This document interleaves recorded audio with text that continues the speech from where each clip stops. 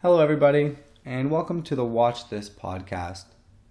My name is Eric, and I'm just starting this podcast to share my love of watches and discuss topics that I think may be being missed out on some other channels, and also topics that are being discussed everywhere. This will be one of those videos.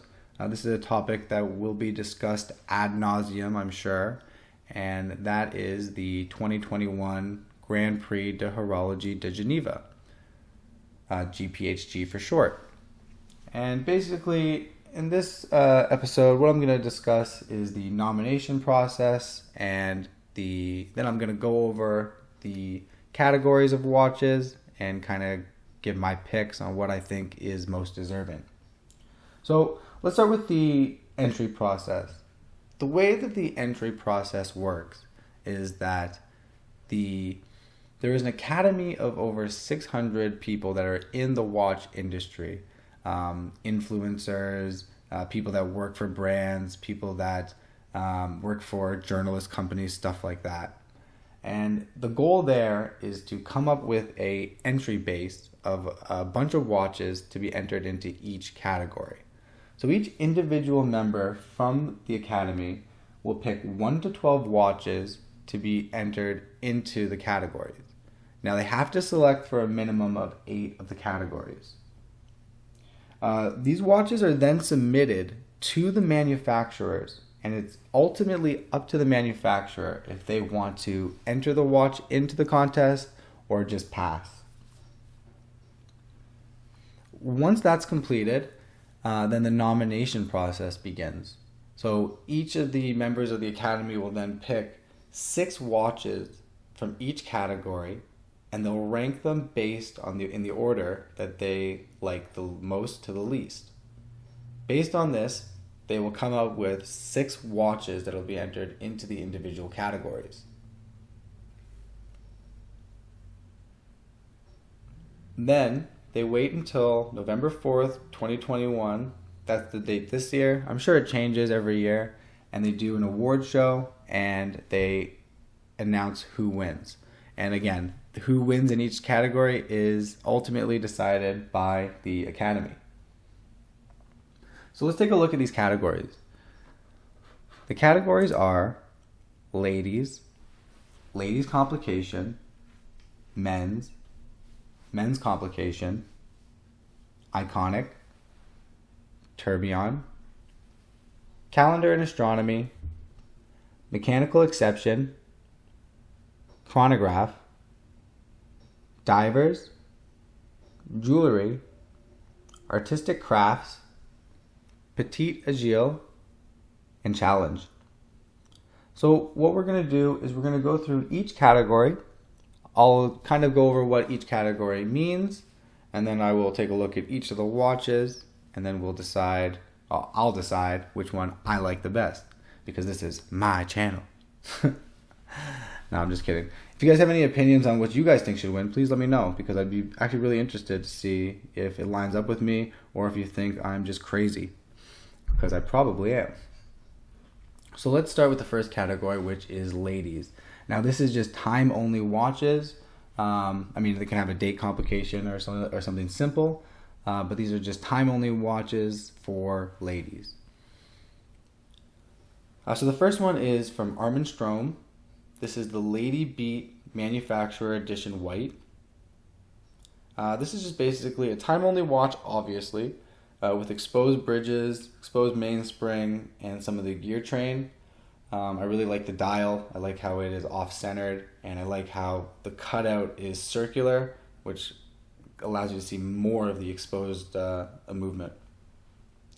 Next up is the Beauvais 1822 Miss Audrey Sweetheart. This looks like a very textured dial with diamonds on the bezel and very cool looking heart-shaped hands when they meet up together. Not really much my style, but cool looking ladies watch, and something that I think would look great on a formal occasion. Next up is the Chanel Mademoiselle J12 Octet 2 watch. I don't really know what the point is of the dangling lady on there. I'm guessing it's a collaboration with somebody. The J12 line actually is a pretty cool line for women. I like the all ceramic case, the all ceramic bracelet, but again, just not typically for me. And these watches aren't made for me, so I'm not too surprised by that.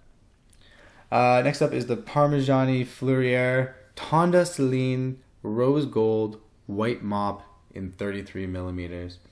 This looks like a mother of pearl dial. Obviously it is. And it's got a gold case and diamonds on the bezel with some cool designs on the dial. I wouldn't really consider this a time-only watch, actually. I'm just noticing it looks to have a moon phase on it now. But nevertheless, it has fallen in this category. And yeah, I think it's a great-looking ladies' watch. And definitely deserves to be in this category, I would say. Followed up by the Piaget Limelight Gala Precious Rainbow. I'm loving these rainbow watches that are coming out, and I actually really like this Piaget. This was an old style bracelet that they used to do back in the day that you see on some Audemars Piguets and a lot of Piagets, and I think it looks very cool here. And I like how the bracelet texture continues through the dial all the way around. This is definitely a contender. This is one of the top contenders in my opinion. And finally, the Van Cleef and Arpels Alhambra Secret Pendant Watch. So this watch is a pendant watch, so it hangs from it hangs from anywhere you want, but usually it hangs from your chest. There's a little, I don't really know what they hang it off of actually, but it hangs from women's chest and they can check it. And I've never really got pendant watches. I know that these will predate wristwatches, but I guess it's just something cool to own if you got a lot of money, because I'm sure that thing costs a lot of money with all the diamonds on it. So in this category, it would have to come down between the Armstrong and the Piaget, and I'm having a tough time, to be honest. I'm actually going to go with the Piaget.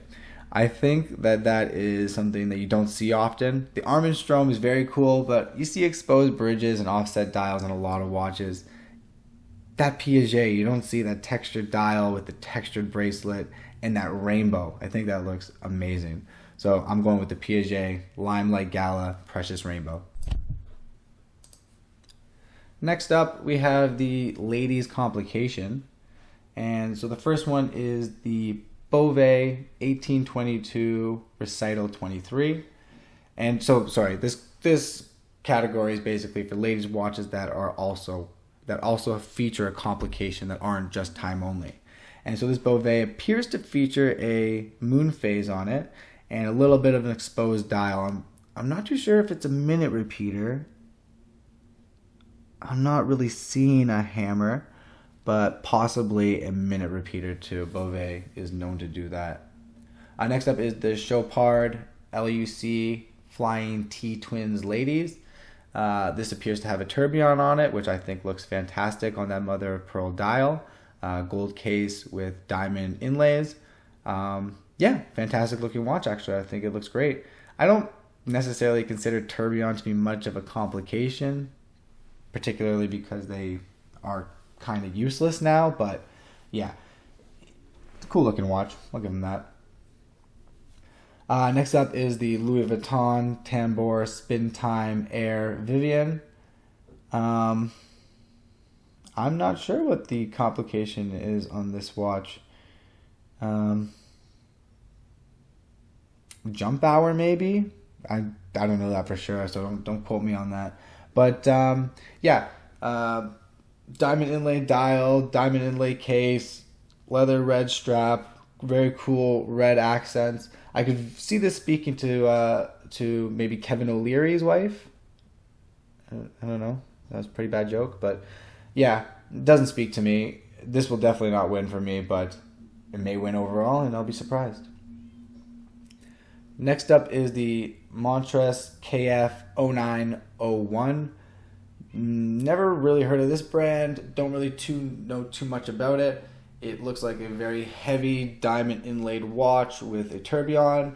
Looks like the tourbillon actually has diamonds on it. So yeah, again, this watch doesn't really speak to me at all. Looks chunky, looks bulky, looks kind of slapped together, if you ask me. Next up is the Piaget Alta Plano Tourbillon.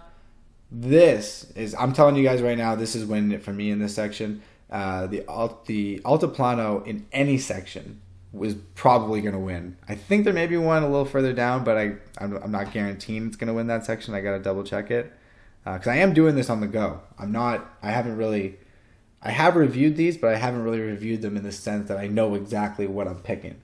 But I will tell you, I am picking the Piaget Alta Plano Tourbillon. These things are insane. We're talking about a tourbillon that's 7.35 millimeters thick. Think about that. Most time-only watches aren't even that thin, sorry. I mean, it's insanity. I think that the Alta Plano gets as thin as 2 millimeters in their slimmest form.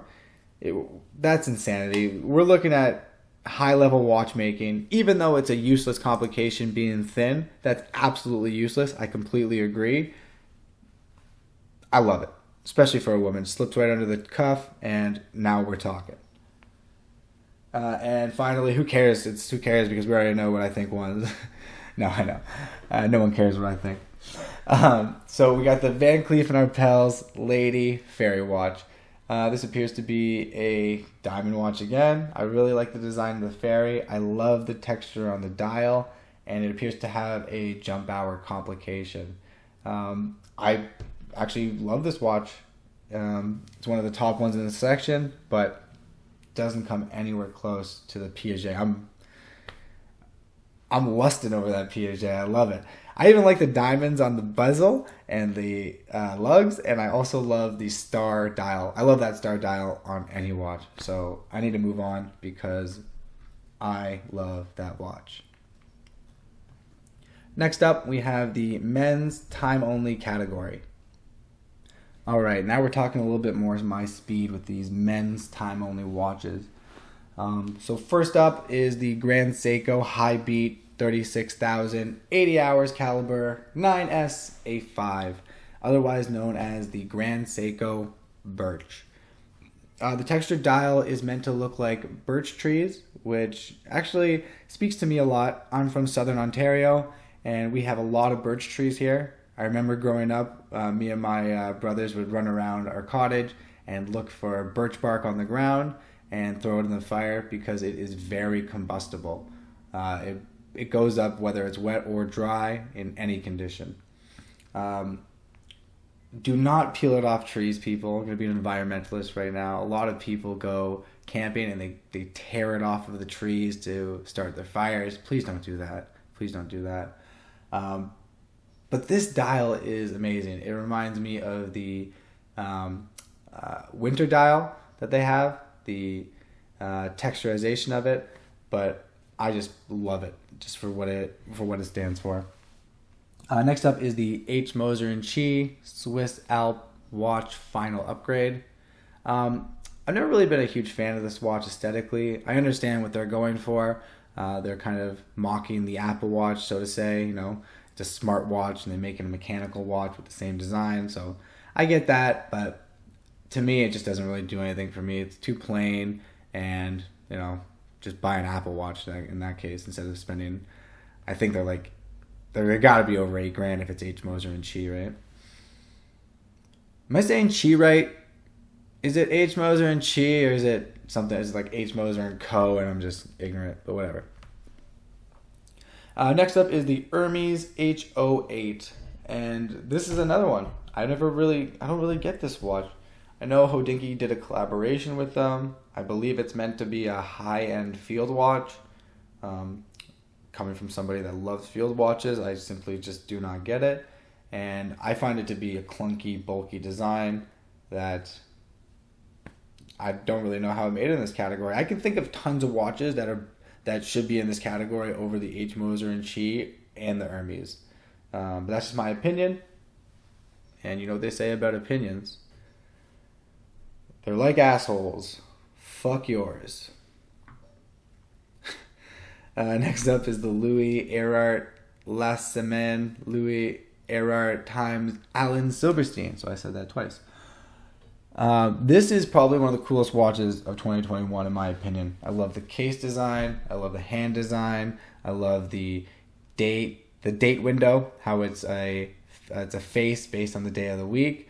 Very cool. I love the canvas strap. I love the lugs on it. Just everything about it. The crown. Just everything about it. This is a top contender for this category for sure, and I think it would win if it weren't for its non-versatility. I think it's more of a watch that you just wear, but you can't really wear it in a dress setting. And I'm not 100% sure what the water resistance is on these, so I can't really say how actually sporty it is. But let's just check actually. I think it is 100 meters at least, so if it's that, then yeah, 100 meters. This is a sport watch. I love this thing, and it's definitely a contender. So let's see what we decide on here. Next up is the Mbnf Lmx 101 double hairspring. Mbnf makes very cool watches. I love their exposed dials. I love how they make the hairspring pop out from the dial and kind of make it, very mysterious. Like, how does this work? I don't really see what's going on here. Case design has always been lacking on these, but I know that, they focus more on the dial, so no problems there. Next up is the Piaget Polo Skeleton. A very cool watch. I love the Polo line. This one in particular, I just think it's a little bit hard to read. I do like the blued bridges, but yeah, very hard to read. And I've always thought that they should just make it an integrated bracelet. I think it actually loses points for me because it does have a removable bracelet instead of integrated. Alright, so let's wrap up this category. Personally, I'm going to go with the Grand Seiko on this one. The Louis Erard is very cool, but the birch bark dial, the sportiness of the Grand Seiko, and how it can be moved into any situation. It can be used as a dress watch, sports watch, casual watch, just honestly perfect. So I'm going to have to go with the Grand Seiko, and a lot of it has to do with that dial. So let's move on to men's Complication. Alright, so starting it off with men's Complication. This is similar to ladies' Complication. Again, men's watch with a complication associated with it, not just time only. And so we'll start off with the Audemars Piguet Royal Oak Offshore Self-Winding Flying Tourbillon Chronograph Mouthful. I've always liked the Royal Oak. I've always liked the Royal Oak Offshore. I do find them to be a little bit too bulky for me personally, a little bit too much money for me personally, but they're very sporty, very cool looking. This one is no exception. I love the dial layout, a little busy, but still legible somewhat. And again, tourbillon, useless complication, but still looks very cool. And I get the appeal of a tourbillon. I get it. The pushers on these I've always loved. I love how the pushers are exaggerated and very easy to activate. Very cool watch. Let's move on to the Breitling Premier B15 Duograph 42. This watch is just not my style. It's a dress watch, split second chronograph. That's very cool and all, but practically useless nowadays. I mean, no real use for that today. And it just looks like a dress watch to me. Nothing too special, nothing too crazy, but definitely deserves to be in the category because of the complication. Just me personally, doesn't do it. The Bulgari Octo Roma World Timer. These are cool watches. I find them to actually wear pretty big because it does fit more like a square watch as opposed to a round watch. Square watches do fit a little larger, and this one is no exception to that. The complication on it is a world timer, obviously, which I do enjoy. I prefer them in different layouts. I don't really like it when it's on the exterior of the dial, typically because it just makes the dial look large and way too busy and just takes up a lot of space that I think is unnecessary. Cool watch, very sporty, very, I'm sure it speaks to a lot of people. again, just doesn't really speak to me. One watch I was surprised by on this list is the Chanel Monsieur Superleggera edition. This is very, very nice. I like how clean it looks. I like the jump hour complication. I like the case design. I like the strap. Not usually a big fan of Chanel, but I think they did something really cool here. Obviously, the jump hour is the complication, and I think that this is a serious contender. I think this is in the top 2 of this category, to be honest. And this is a good point. Let's make that point here. I'm not too sure what the Academy is picking on. They may be told, hey, when we're looking at men's complication, we want you to pick based on the movement and all this stuff. I'm picking on what I like. So, there may be more deserving in this category, but I'm picking for what I personally like. And next up is the Chopard LUC Quattro Spirit 25, which is a great example of something I personally do not like. It is a jump hour, just like the Chanel, but too plain for me. I guess it is a very dressy watch. I'm sure it speaks to a lot of people, but I don't know. Something about it. Just nothing speaks out to me about it. And finally, the Mbnf Lmx Titanium. I love Mbnf. Just like I was saying in the last one, great brand. I love what they do. This one is just way out there. Too much going on the dial for me. I know that Mbnf is famous for that, but they've just gone way too far in my opinion here. So I guess the complication is it's a GMT. It doesn't look to have a tourbillon, and they didn't consider the last Mbnf with an exposed balance spring to be a complication. So I'm guessing it's because it is a GMT and has 2 time zones on it that makes it a complicated watch. So for this category, I'm gonna go. It's actually between the Audemars Piguet and the Chanel for me. I'm gonna be a contrarian here. I'm going with the Chanel Monsieur Superleggera edition. That is a super clean watch, and I can see that being worn on any occasion, and I can see that being a daily watch as well. Let's check out the specs on this actually, because I don't know too much about it. Oh my god, you just lost me. 30 millimeters water resistance. Okay, hold on. It's not sporty, guys. It's not sporty at all. Wow. 36. No, okay, hold on. Okay, never mind. I'm going to be changing my opinion here. 36, 500, CHF to USD.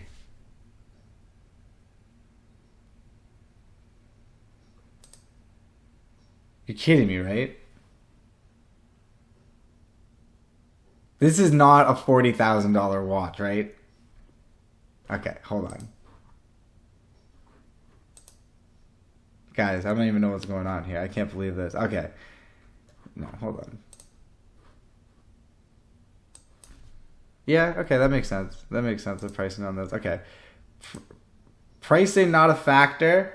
I'm going Audemars Piguet actually on this one. Switch it up. 30 minutes water resistance on a watch like that. I understand. I'm guessing that it's not supposed to be a sports watch. It's more of a racing watch, I guess. But you lost me, Chanel.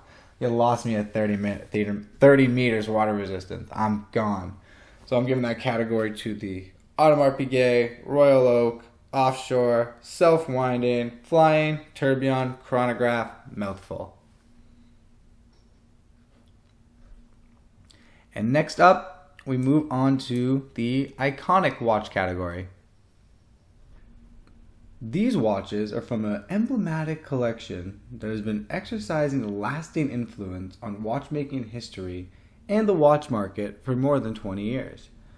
So these are very recognizable watches. I'm sure that anyone that's into watches looking at this knows exactly what we're looking at here. So first up is the Royal Oak Jumbo Extra Thin. Green dial, classic Royal Oak case, extra thin. I'm not too sure how thin they mean, but at 8.1 millimeters, that is one thin boy. 50 meters water resistance. I'd like to see a little bit more from a sports watch, but classic watch right there. Iconic and definitely deserving to be in this category. Next up is the Grand Seiko. Excuse me. This is a recreation of the first Grand Seiko. I mean, iconic, definitely. Double batons on the indices, gold case, white dial. Appears to be manual wound, I think. I think it says Diashock manual. Might be a classic. Diashock 24 joules, but it is manual winding. 10.9 millimeters. And just a classic dress watch, and very much a Grand Seiko aesthetics. The Iwc Big Pilot Watch 43. Big Pilot Watch has been in production for, I think it's since, it's been in production for the public for, I actually don't know.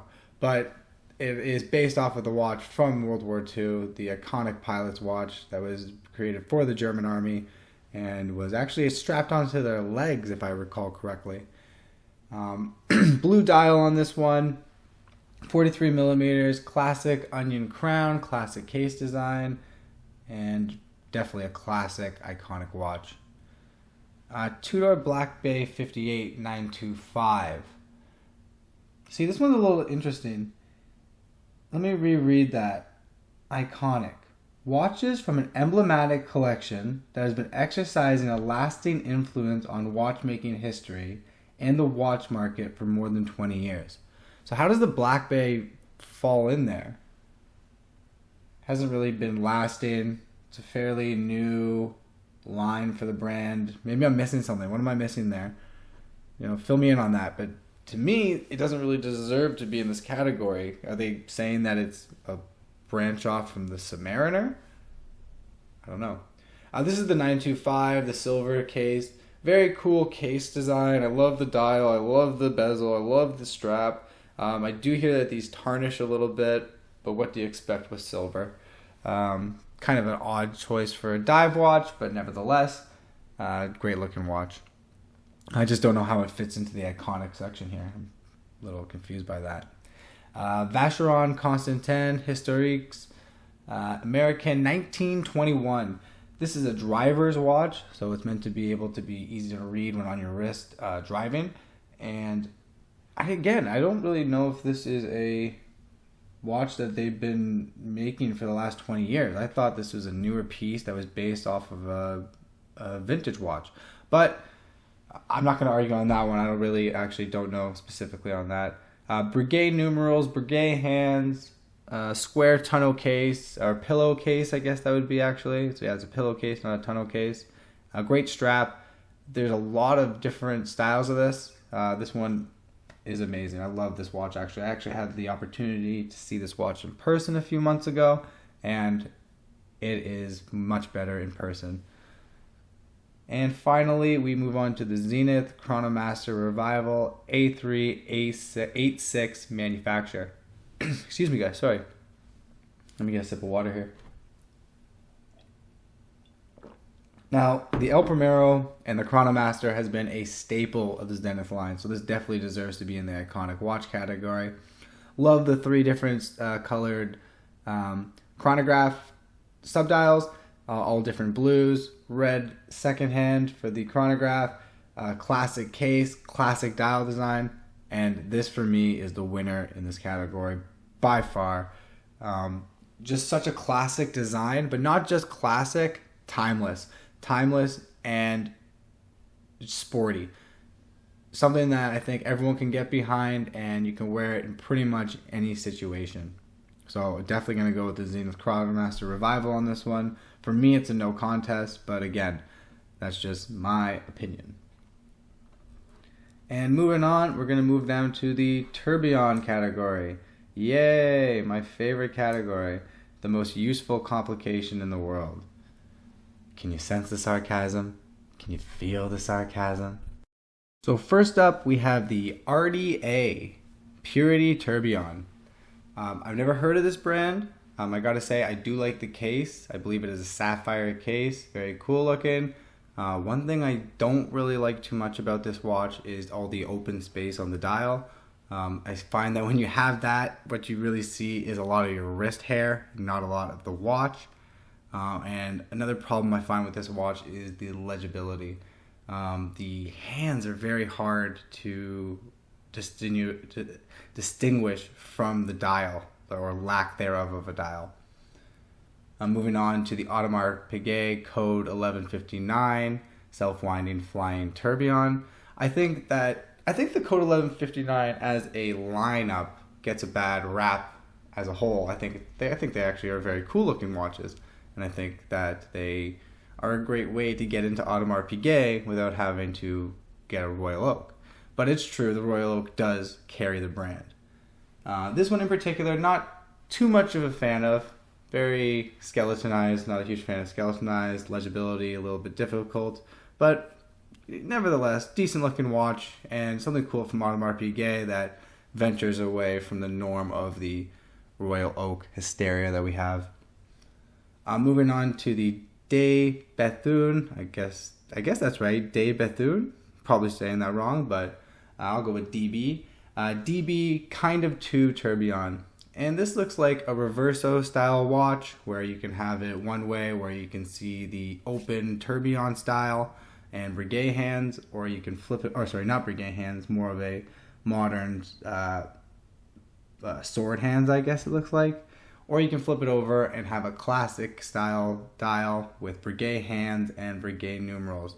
A very cool watch. I really like the case design, and I like the intention behind it. I like that you can have 2 faces at once. You can have it look more modern, or you can have it look more classical. Moving on to the Gérard Perregaux tourbillon with 3 flying bridges, Aston Martin edition. I really like that they didn't include any Aston Martin labeling here. I find that pretty tacky when a watch brand puts the car brand on it and kind of tries to sell it to those to people that are a fan of the car brand and not the watch brand. In this case, it looks very cool. I like the 3 bridges, but again, got a lot of open space, so you're just going to see a lot of wrist hair. Moving on to the Iwc Big Pilot Watch, Constant Force Tourbillon Edition, Iwc Racing. I don't really see how at all this is a racing watch. This is 100% a pilot's watch. I like the black case, the black dial, the textured dial on the outside and how it becomes more flat on the inside. I very much like the moon phase and how that operates, the power reserve, and even the tourbillon on this one. Tourbillon is nice and big, off-center, not in the typical location, and the legibility is 100% on this thing. Those hands are very well distinguished from the dial and all the functions on it, so I very much like this watch. And finally, the Louis Minot Space Revolution.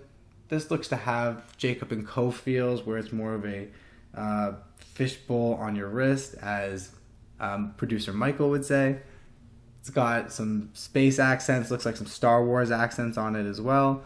I'm not a huge Star Wars fan, but hey, looks pretty cool. A lot of craftsmanship went into it. Legibility doesn't look too bad on this thing, but it looks like something more to collect and not really to wear. Not really my style, but again, my style doesn't speak for everybody. I think it's a very, very cool watch. So in this category, I would definitely be going with the IWC. I think that is the sportiest looking watch. It's got a 60 meter water resistance, I believe. So for IWC, they say 60 meter water resistance is good enough for swimming, so that's good enough for me. I probably wouldn't be swimming with a watch like that because I'm sure the price tag is astronomical. Yeah, 220,000 CHF, which is quite a pretty penny, which is basically around $220,000 US. So yeah, not really a watch to swim with, but that is the watch that I would pick from the tourbillon category. And now we move on to the calendar and astronomy category. This is a category for watches that have perpetual calendars, annual calendars, or even as something as simple as just a moon phase. And that's what we see here on this Arnold & Son Luna Magna. Arnold & Son, I think, is a very underrated brand for what they do. They make very classical watches. They're actually one of the first brands that I stumbled upon, surprisingly enough, when I got into the watch world. And this watch is great, and it's no exception to their lineup. I like the moon phase. I like how it kind of overlaps itself. It's not a typical moon phase. It's more of a it's kind of hard to describe. It's more of an eclipse. It kind of eclipses itself. Very cool. I love the star dial around it, and I love the legibility of the small dial there with the blued hands and the Roman numeral layout. Very classic, very clean. I think that this category really shouldn't just include watches with only moon phases. It doesn't really tell you much about the calendar, the date, the time, or astronomy really. The only thing, well, I mean, it does tell you a little bit about astronomy, but only one single phase. So cool watch, but not really deserving to be in this category, if you ask me. But again, who am I? Next up is the Breitling Premier B25 Dadora 442. This doesn't do it for me as well, just like the last Breitling we saw. Breitling makes some pretty cool stuff, but I like their sports watches. I guess that's my problem. That's my problem with all this, is that I prefer the sports watches, so a lot of these don't really speak to me.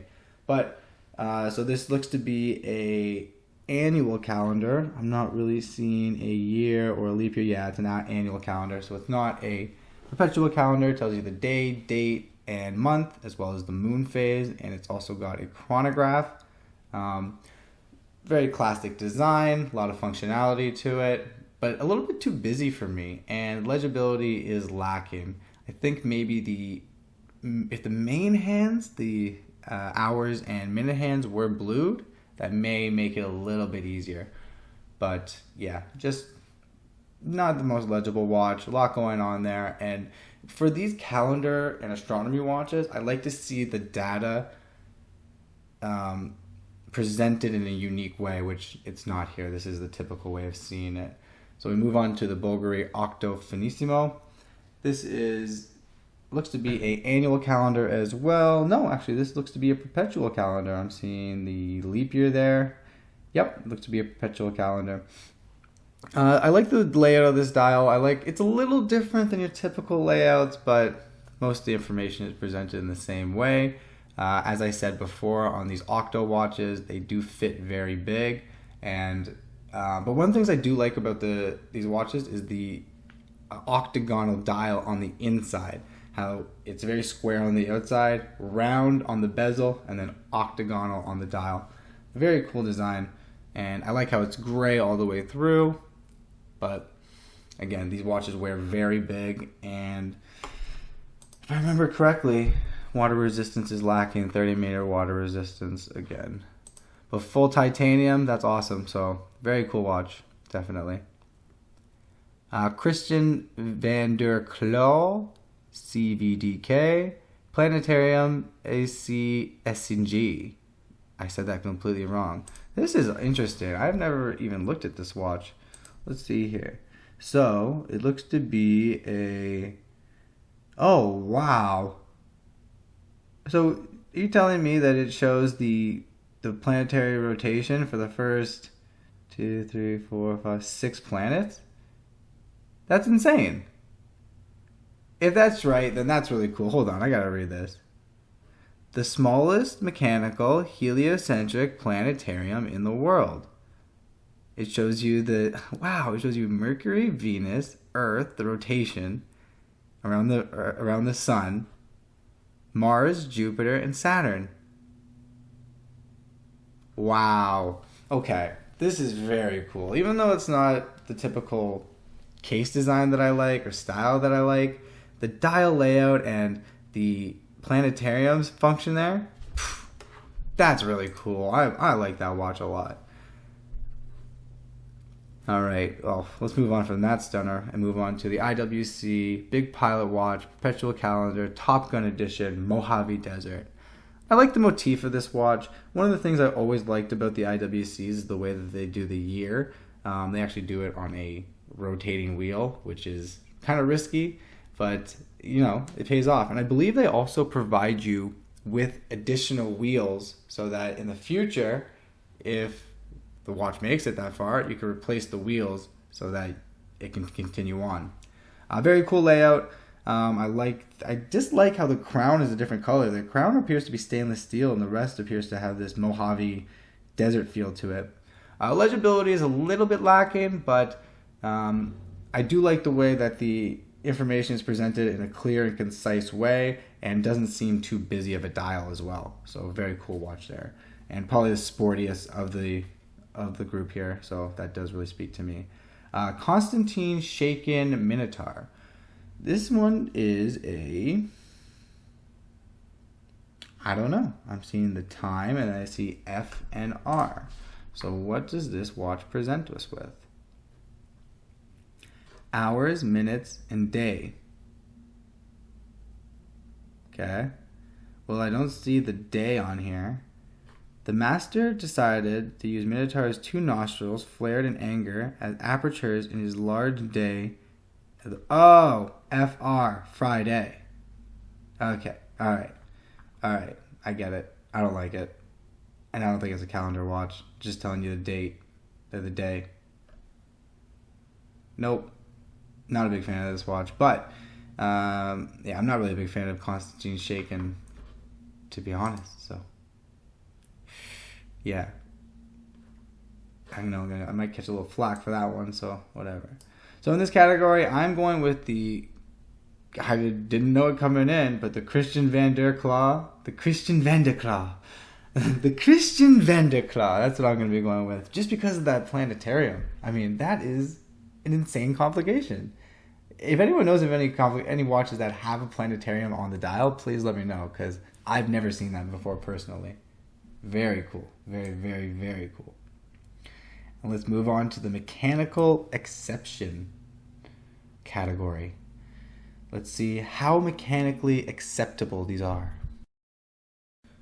So this category features watches with special mechanism, such as an innovative or sophisticated display, an automation, an automaton, a striking or any other acoustic function, a special escapement, a belt-driven movement, or any other original and or exceptional horological concept. So that seems pretty wide open to me, but let's see what they got here.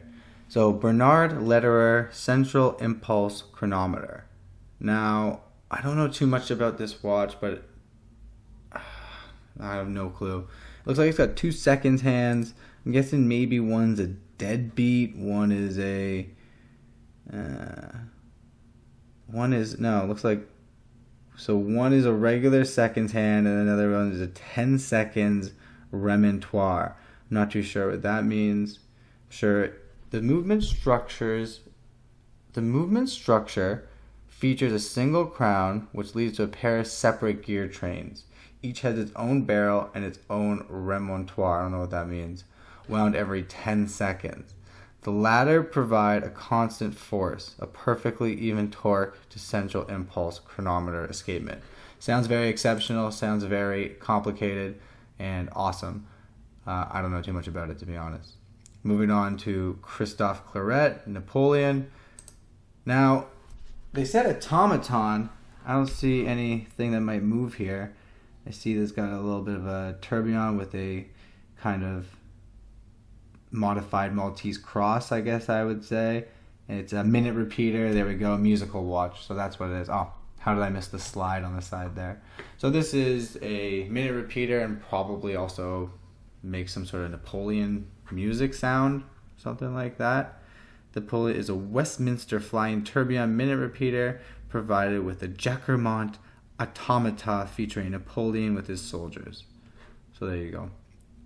Very cool. I love Christophe Claret, actually. I like a lot of the stuff he does. I like his gambling watches. Very cool. Moving on to The Godfather. That was my horrible Godfather. You come to me in your time of need to buy one watch from Jacob. Okay, I'll stop. From Jacob & Co. It's an Opera Godfather minute repeater. So that's the complication there. That's the mechanical exception. But to me, the real exception, the real thing that puts this above all is the dial. I mean, look at that dial. Look at that there's nothing tacky about that dial at all. That is pure class. Look at Marlon Brando, the Godfather logo. Perfection. All right, moving down to... So I'm guessing this is like a planetarium. It's the Mickey Eleta Svemir.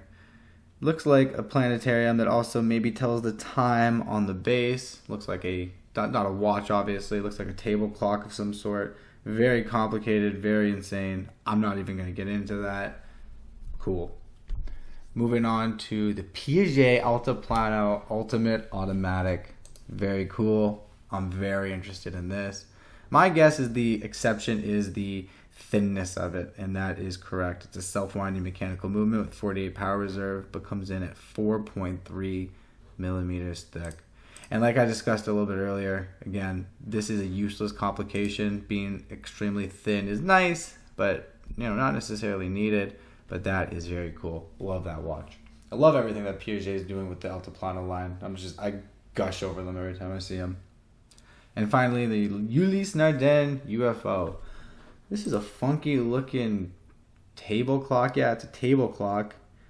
I'm wondering if it's got a minute repeater, 3 time zones, and an extra large oscillator and deadbeat seconds. So I'm guessing that's what makes it mechanically exceptional.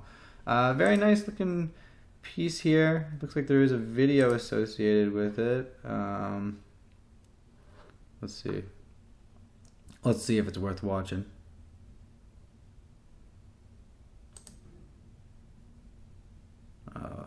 The room that I record in, the internet is lacking up here, so let it wait.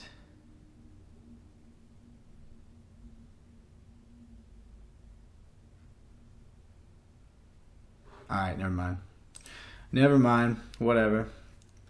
But yeah, very cool looking table clock. I like a lot of the watches that Ulysse Nardin came out with this year. Actually, they did a very solid lineup. So for me, it's gonna have to be the Piaget Alta Plano, no doubt about it here. So that's 2 Alta Planos for me on this one. But yeah, the thinness of it, I love what they're doing. I love the style of it, and just if we're talking about mechanical exception, in my opinion, gotta go with that. So moving on now to the chronograph section, and this is pretty straightforward. Just basically any chronograph out there that might be acceptable in here, and I see a few that I like. This is going to be a tough category for sure.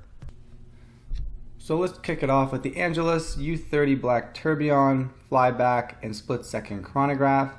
Angelus is not a typical brand that you see a lot of. I do like the case on this one. I like how it's very avant-garde. I like the pushers. They're very wide. Look like they're very easy to operate. It does have a split second chronograph. The legibility is very lacking. Again, you're going to hear that from me a lot, because if you have a watch, you want to be able to read it pretty easily. I guess it is a little bit, they are pieces of jewelry as well, so style does come into play, but the function for me is overall. So very hard to read this. I'm having a hard time even just reading the chronograph. I'm guessing that it's maybe just a 30-second chronograph with split second. Can't say for sure. But the power reserve looks pretty cool on this watch, I gotta say. And, it is what it is. I like the spaceship at the 60 mark on the inner bezel there. That's pretty cool. Alright, moving on to the Breitling Premier B09 Chronograph 40. This has got I actually don't mind the mint green dial on it, but I don't know, it doesn't go with the bracelet, the strap, I would say. Very clean looking chronograph, very basic style 2-register chronograph, and yeah, looks very functional. I think what they're really going for there is the design of the dial, but I just don't like it with the strap. Maybe if they change up the strap and maybe the lug design a little bit. The lug design is very, very odd for that case, if you ask me. But yeah, not a huge fan of it, but nothing wrong with it, I guess. Moving over to the Iwc Pilot's Watch Chronograph Edition, tribute to the 3705. I love the hour hand on this. I believe that hour hand is from the 3705. I like the DLC case. I believe it's DLC. I don't think it is ceramic. That'd be pretty cool if it is ceramic, but case material, high-tech titanium. So I'm guessing that's ceramic and titanium. That's cool. Really cool. Very clean layout. I love how the date window has that little split in the center there. I've used a chronograph from IWC that has similar pushers to this. Very responsive, very easy to push. Very clean looking chronograph overall. Moving on to the Louis Erard, Le Chrono Monopusher, Louis Erard times Alan Silberstein. Now this is cool. This is a one register chrono. It is run through the crown, and I believe it only gives you 60 seconds of timing, but it's just a fun little chronograph, and it came out in the line with the rest of these watches. Excuse me. And I think that it's not a very functional chronograph, but very fun piece to have. Very cool looking design, and you know, I love the K shape on these. I love the hands, and just a very overall fun piece. Moving on to the Tudor Black Bay Chrono. This release got a lot of hype this year because it was the reverse Panda. A lot of people thought of it as a Rolex Daytona wannabe, and I kind of feel that way too, but I think, you can't get a Rolex Daytona, so why not go with this Tudor? I think it's very, very good looking. They made a big deal about the thinness of it, how much thinner it was in the previous Tudor Black Bay Chrono, but I actually handled both, and you can barely tell. It's negligible. Never been a big fan of screw down pushers. Yeah, that's right. Never really been a big fan of that, so that's always been a loss in my book. And yeah, I mean, cool, very cool looking watch, but still a very thick watch. And yeah, I've been actually thinking about buying another Tudor recently, but this one hasn't really made it onto the list. And finally, the Zenith Chronomaster Sport. Now this gives the Daytona a run for its money, I think. I love how it's got that classic Zenith styling with the three colored registers, and I love how it actually just has that Daytona feel. And most people don't realize, but the Zenith powered the Daytona for many years. So this is a must-have. And in my opinion, I think it's better than the Daytona simply because it doesn't have screw-down pushers. I love that it's got just open pushers. Haven't had a chance to handle this one yet, but I think it's great overall. And it actually is my selection for the chronograph section. I think it was the best release chronograph this year, and if I can get my hands on one, I will definitely be keeping my eye out because it, in my opinion, is a must-have. But from what I've heard, they can be a little bit difficult to come by. All right, so let's scroll on down here to the diver section. I know a lot of people love divers. I'm not usually a big dive watch fan. I'm more of a field watch guy, but let's dive into it. Okay. All right, I'll stop. All right, kicking it off with the Doxa Sub 300 Carbon Ksk Aquamarine. Now, it's kind of interesting because the aquamarine, I believe, also refers to the color, and I'm not sure if this applies for any of the Doxas because I really do like this one. I like the carbon case on this, but I prefer it with the orange dial. Very unique looking watch. I love carbon, not used that much. I think it's because it's a very experimental for watch cases. People don't really know how well it's going to hold up, and I believe it does flake after a little bit, so not really the best material for a dive watch, but very cool looking watch. I've always loved it. And if you ever check out You're Terrific on YouTube, he's got a great video on this watch, and he has the orange dial. He does great photography, great videography, so very much worth a check out. Next up is a brand that I usually don't like too much, but this one actually it's quite appealing. I don't mind it that much. It's the Tambor Street Diver Skyline Blue. And we actually saw another version from the Tambor line, ladies version earlier on. But this one is the diver's version. It's got an inner bezel that I believe is controlled by the crown that's at the 2 o'clock there. And I find this to be actually a very good looking watch. I don't like that it's got an integrated bracelet as opposed to lugs that you can swap the bracelet out on. That would be my only gripe about this. But it looks like a very legible watch. I like the sub-second register at 30, at the 30-second mark. And yeah, I mean, no real complaints on it. Let me just check the size and everything else. But yeah, other than that, I think it's quite a good looking watch. 100 meters 100 meters water resistance. I would like to see that be a little bit higher, but that's fine. And what's the thickness? 12.8, so not too thick. 24 millimeters, not too big. That's fine for a dive watch. Yeah, quite like it. Next up is the Milius Archimedes by Milius Orange Corral. Don't know much about this brand, but it looks like just a typical compressor style dive watch. Nothing too crazy here. Do like the orange dial. I like the black inner bezel. The style of the hands looks really good. I like the lollipop second hand. Nothing that I dislike about this watch, but just a lot of other super compressor style dive watches that I would pick over this one if you ask me. Next up is the Oris Aquas Date Caliber 400 4.15 millimeters, and this was Oris's first ever in-house movement placed in their classic Aquas line. Not really too much to say about this. If you know about the Aquas, then you know about this watch. Classic, not a classic dive watch, but a well-known modern dive watch that is very capable and very well liked throughout the watch community. It's got an integrated bracelet, which, again, I would prefer to see it on a regular lug setup where you can put any bracelet or strap that you like on there, but that's their decision. I hear that the Caliber 400 is a fantastic movement. It has a 10-day power reserve, and we'll see how it holds up over time. I also believe it has a 10-year warranty, which is absolutely insane. Moving on to the Reservoir Hydrosphere Bronze, the Greg LeCour edition. I don't know anything about this watch. I don't know who Greg LeCour is. He's maybe a diver, maybe somebody in water sports, maybe he's probably somebody very important. I just don't know. Sorry, Greg. I'll make it up to you. But yeah, cool looking watch, I guess. Doesn't really speak to me.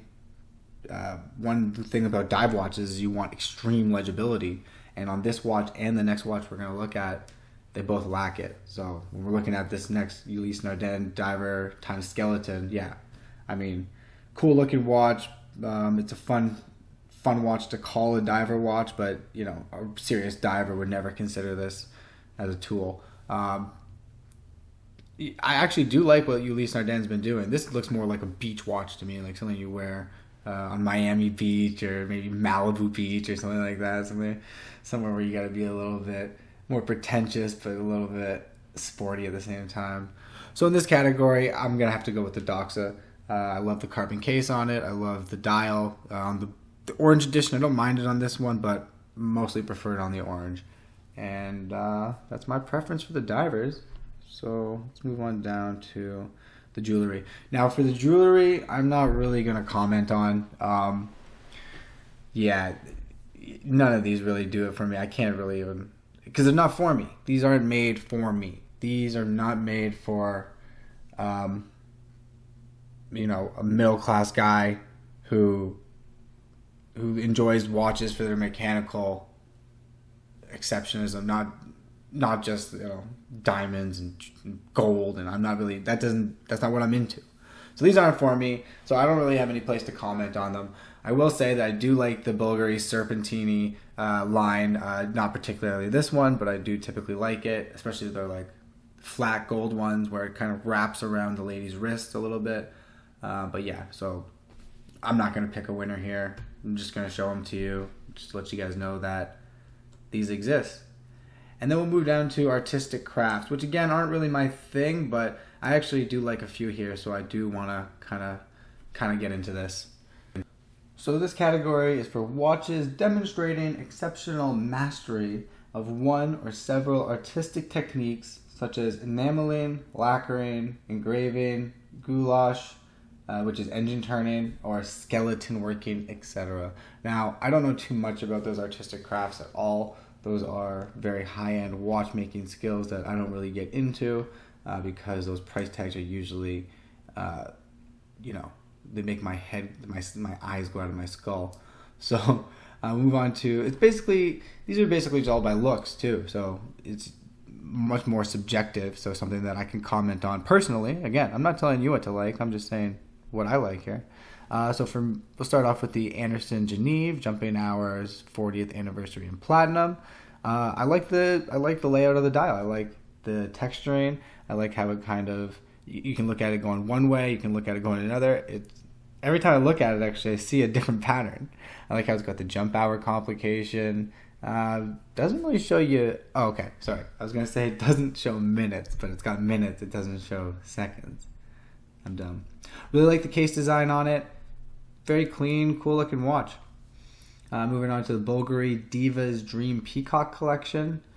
This is interesting. Okay, all right. I see how it works. All right, so I'm guessing the minute track is on the outside and the hour track is on the inside with that little those two little diamonds telling the time. And it looks like it's got some texturing on all over the dial with some diamond inlay. Very cool texturing. It's not really anything.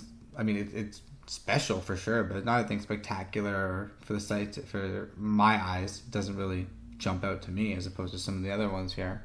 Not as opposed to the one right beside it, the Hermes Arcou Toucan de Paradis. Sorry for my French, everybody.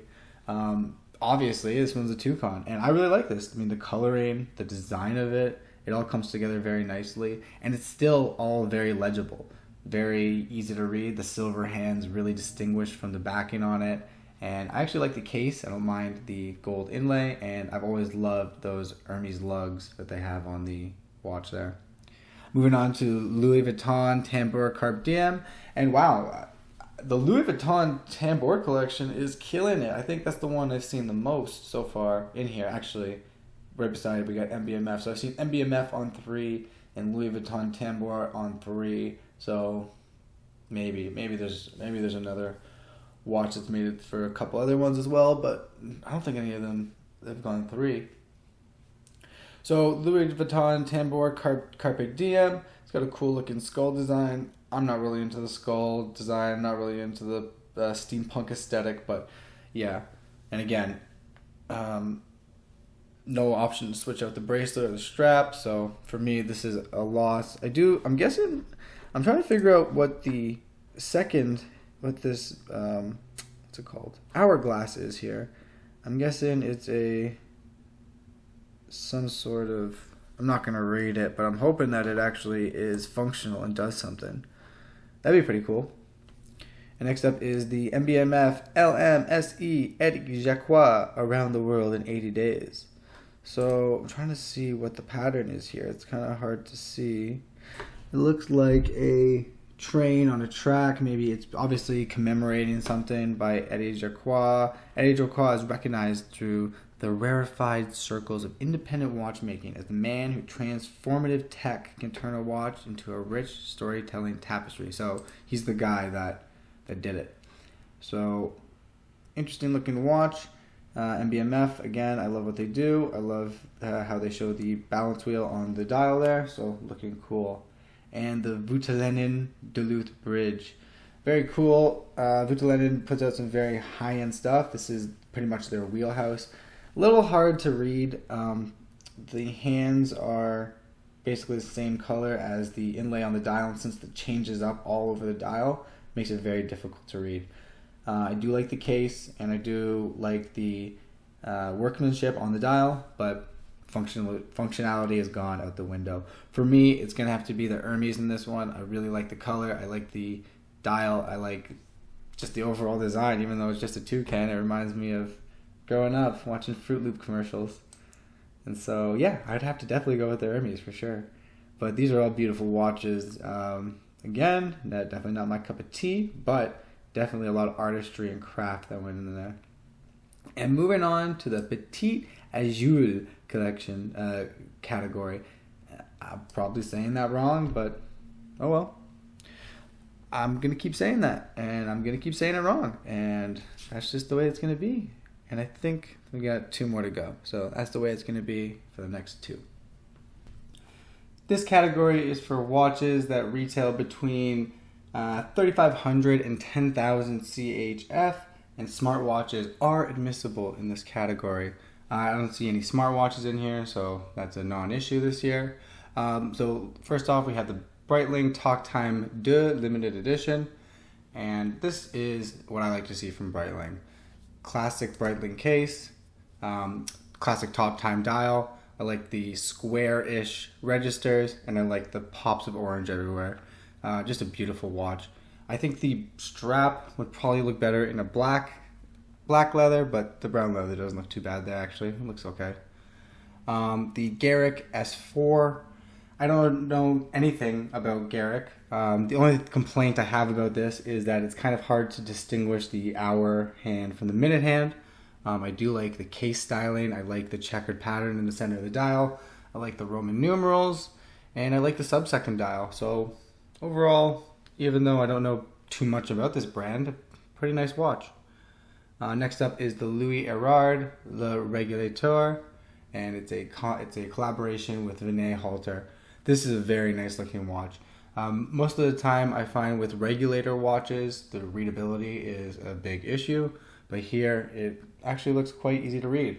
The blue hands contrasted against the gray dial really stand out. Excellent case design. I love the crown on here, and I particularly love the strap on this watch. So this is definitely a top contender in this category. Next up is the King Seiko Ksk. It's a recreation. I love vintage King Seikos, so I don't really get this piece. It is a recreation of a classic design, so I understand that.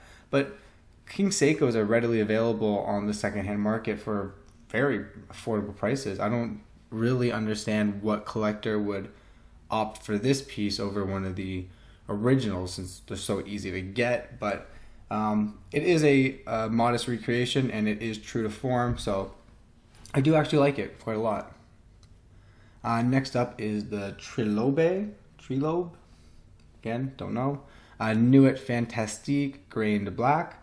This looks like I don't even know if it is a jumping hour watch, or it's weird because, okay. It looks like the outer dial rotates, and that's the hours. So you see where the 12-1, okay, so that definitely happens. And then it looks like the top dial there is the minutes, so that'd be 15. And then at the bottom little bit larger sub-dial would be the minutes. Not 100% sure. Pretty clean looking dial, kind of has a resonance vibe to it, if I dare to say. I mean, resonance is in a league of its own, but yeah, it kind of has that feeling to it. Great looking watch. I don't know if it really deserves a price tag of $3,500 to $10,000 CHF, but pretty nice looking watch. Yeah, can't really say too much about that one. And next up is the Tudor Black Bay ceramic. This is the Black Bay we all know and love in a ceramic case, and I've heard quite a few good things about this watch. One of the biggest complaints I've heard is about the strap. Apparently it collects a lot of dust, a lot of linen, and you're picking it off all day. But this is a great looking iteration of the Black Bay, and I think a lot of people will be interested in this. So for me, it's going to come down to the Breitling and the Louis Erard, and I'm going to have to go with the Breitling. I think they did this watch very right this time. They kept it with a classic styling and also give it a little bit of that modern touch to it with the case design. But still, you can tell that this is definitely a recreation from a classic watch. And the pushers, I think they come out a little too far, but I think that's kind of a classic design from a classic design point from Breitling. That was something that was seen on a lot of their older chronographs, so it doesn't really bother me too much here. And finally, we will move on to the final category, which is the challenge category. And this category is for watches that sell under 3,500 CHF, and smartwatches again are admissible. Sorry guys, I got a little bit of a dry throat thing going on here. I don't think it's COVID, but you never know. So it's an Ordayne Model One is the first one. Ordayne has kind of popped up on the scene. A lot of people tend to like their styling. I personally don't, but again, that's just me. And yeah, this one, I really like the dial on this one, the graining on the dial, the contrast. One of the things I don't really like too much about it is the color of the hands. I think maybe if the color of the hands matched the indices, that would make it look a little bit better, but that's just my opinion. So let's move on to the CIGA Design Blue Planet. And this is a really cool watch. For under $3,500, I think you get a lot of watch for this money. And it's a limited edition of 50 pieces, only 1,800 CHF. And it's it's kind of a dedication to COVID and how the whole world suffered. And it has a new mechanical movement. On the typical movement, 30-degree rotation of the hour hand, followed by a 360-degree rotation of the minute hand. I haven't really gone in depth to figure out how this watch actually tells time, but it looks like a very cool piece, and I love the earth on the outside of it. I think that looks really cool. And next up is the Doxa Sub 200 Seagraph Caribbean, which is their chronograph dive watch. Comes on a rubber strap. Blue dial. I'm pretty sure it comes in multiple different dials. I really like the second hand there on the regular second hand, not the chronograph second hand. Actually, now that I look at it, the chronograph second hand has that little square lollipop touch to it as well. Really like this watch. I think it would look a little bit better without the Fotina, but yeah, I think this one is definitely deserving to be in this category. Next up is a watch brand I am confused by, and I think a lot of people are, but I don't know, maybe it shows that hype has kind of spilled into watches. This is the Furlan Mari, and from what I've heard, the quality on these pieces is top notch, but they come with Mecca quartz. Now, nothing wrong with that, nothing wrong with anything I just said there. The only thing I noticed is that they go for $495 CHF, which is great, that's awesome. But on the secondary market, they're going for like 1,000 CHF, which is kind of crazy. Why did they? So can somebody explain why these are selling for so much on the secondary market? Are they that well finished? Are they that desirable? Maybe I'm missing something here. Please, somebody fill me in on this. Next up, we have the Messina Lab Uniracer. Messina Labs is I was going to say a newer brand, but honestly, I don't know too much about them. They've been coming around with these Uniracers have been popping up every now and then. I see them on the used market, and I see them popping up on Hodinkee. Again, don't really know too much about them. I do love the styling. I do love the legibility of these watches, and I do like the sizing. I believe they are really well proportioned. I mean, 39 millimeters. They got 50 meter water resistance, thickness 13 millimeters, which isn't bad for a chronograph at all. I really like these watches. They give you that kind of, they kind of remind me of a tag, a vintage tag mixed with a vintage Universal Genève. And finally, we have the Oris 65 Cotton Candy. This is just your typical Oris 65 with a bronze case, I believe, and a cotton candy dial. Not much innovation here. In fact, I would actually like to see that replaced with the Oris Upcycle, which is the new Aquas with the recycled plastic dial. I think those are much cooler than this watch. So in this category, honestly, I'm going with the CIGA Design Blue Planet. Even though I don't know too much about it, you get a brand new movement. You get an awesome dialed watch for under $3,500. I think that is absolutely a steal, and I think that one deserves to win this category overall. So those are the categories for each of the watches. So what they do is the Academy will vote for each category. There'll be a winner in each category, but there are also other prizes that every watch that's in every category has a chance of winning. And we'll just take a look at those quickly. So first, there is the Azul d'Or or Grand Prix. This prize rewards the best overall watch among all categories. So it's the best in show, basically. So basically, they get to pick which of all the watches they deem to be the best. The next one is the Innovation Prize. This prize rewards the best competing watch offering an innovative vision of time measurement in terms of technique, design, materials, etc., and opening up new development pathways for the watchmaking art. This prize is discretionary. The jury will decide whether there are grounds for awarding this watch in 2021. The Audacity Prize. This prize rewards the best competing watch featuring a nonconformist, offbeat approach to watchmaking. It is intended to foster creative audacity. This prize is discretionary, blah, blah, blah. They don't have to give it out. Next is the Horological Revelation Prize. This prize rewards a competing watch created by a young brand, less than 10 years of existence since its first model was commercialized. It may also reward the mechanical creation of a young talent in the event that none of the competing watches should be considered worthy of receiving this prize. Discretionary, yada, yada, yada. And the Special Jury Prize. This prize rewards a personality, institution, or initiative that has played a fundamental role in promoting high-quality watchmaking. It cannot be awarded to a watch nor to a brand as such, and is discretionary, blah, blah, blah. So that's basically it. So this all happens on November 4th. There'll be a grand show. You can probably stream it online, and we'll see what actually wins. I doubt that the watches that I selected will win. Nothing wrong with that either. If they choose something different, all good. But those are my picks, and I'm sticking to them.